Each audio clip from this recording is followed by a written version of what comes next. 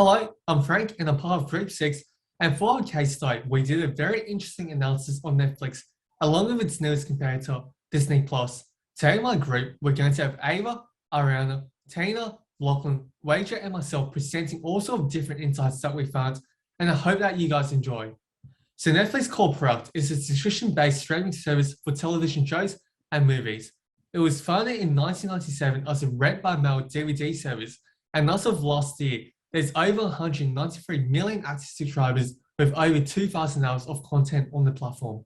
Netflix's value proposition is that it enables consumers to watch whatever piece of content they want, wherever they are in the world, at any time, on any device that's connected to the internet. Netflix also provides personalized watch recommendations along with binge watching options. Additionally, Netflix provides consumers with original content such as the latest hit TV show Squid Game. Netflix is based on a subscription-based business model. It has been extremely successful for them, as last year they generated over $24.9 billion of revenue. They also have one of the largest range of subscribers, so they utilize behavioral segmentation to segment their customers. Netflix can be accessed through their website or app, and their marketing strategy is based on a very interesting concept called flipping the funnel, whereby current consumers' word of mouth is used to attract new consumers. Moving on, Netflix has a close relationship with consumers, and they actively listen on social media in order to improve their service. With all the big data that Netflix collects, its cost structure is mainly focused on developing new technologies to decode all that data and gain valuable marketing insights for competitive advantage. As mentioned prior, Netflix invests heavily in its original content in order to differentiate from its competitors, as well as ensuring consumers are satisfied. A main part of Netflix's key activities is to constantly adjust its pricing strategy and subscription-based model to stay competitive with its competitors like Disney Plus. And Netflix also has strong key partners with TV networks and technology companies for licensing. A key strength for Netflix is their ability to cater for many different ages and interests. Netflix produces a variety of TV shows and movies and also provides a kids section of Netflix. This certainly widens the target audience of Netflix. However, common trends and popular demographics are still present. The most popular age bracket for Netflix is between the ages of 18 and 24, with 89% of their audience being made from that group. Netflix is constantly producing original and importing popular shows which target this demographic. They also have a strong social media presence which is able to reach out to the youth, becoming a highly effective marketing tool for them. This target audience does have some salient behaviors. They often binge watch TV shows, spending hours at a time on Netflix, and are much more likely to engage in word-of-mouth marketing, telling their friends and family about shows they've enjoyed.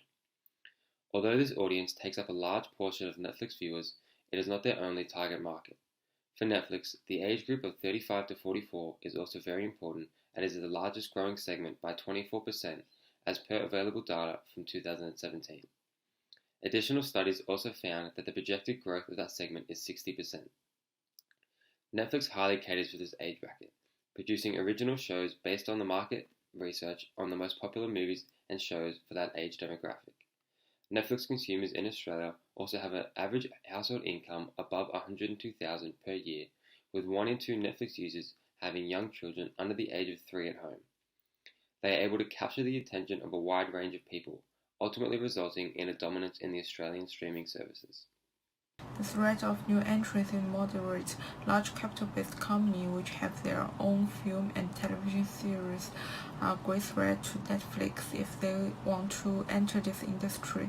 However, if they are startups, it's difficult to pose a threat to Netflix because they need a large amount of capital to enter this industry.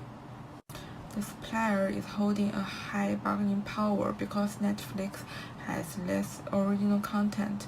Although they are trying to improve on that, some of Netflix's former providers, such as Disney and HBO, have even launched their own streaming services, transforming themselves into competitors. The audience is also holding a high bargaining power of buyers because the industry is not price sensitive. The cost of monthly subscription is similar across all platforms. Once Netflix don't have what the audience wants to watch, they can easily unsubscribe and go to a competing platform to find what they are interested in. The threat of a substitute product is low for Netflix because, as the material said, traditional media will only become weaker and weaker. Other alternatives that threaten Netflix could be books or some other outdoor activities. The level of competitive rivalry is intense. Amazon, Disney, and Hulu are all competing for similar target markets. Netflix implements a combination of traditional and digital marketing strategies to appeal to a large variety of audiences worldwide, providing in-house and outsourced entertainment.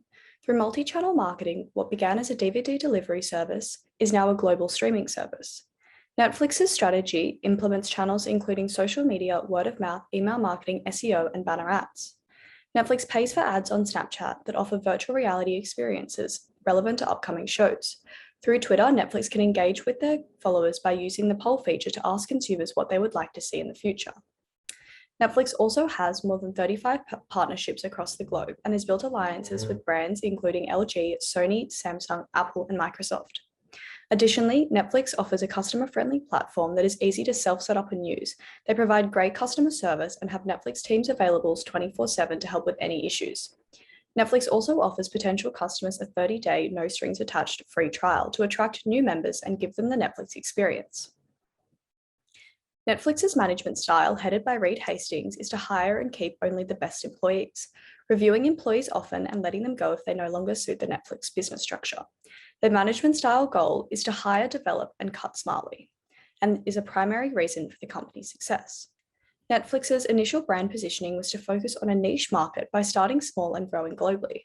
Once Netflix found its market, their positioning strategy aimed to alleviate consumer pain points of traditional television avenues by providing a streaming service that was accessible anywhere, anytime to everyone. This allowed Netflix to pioneer and dominate internet streaming. The primary reason Netflix has been so successful is its innovation and touchpoints with consumers.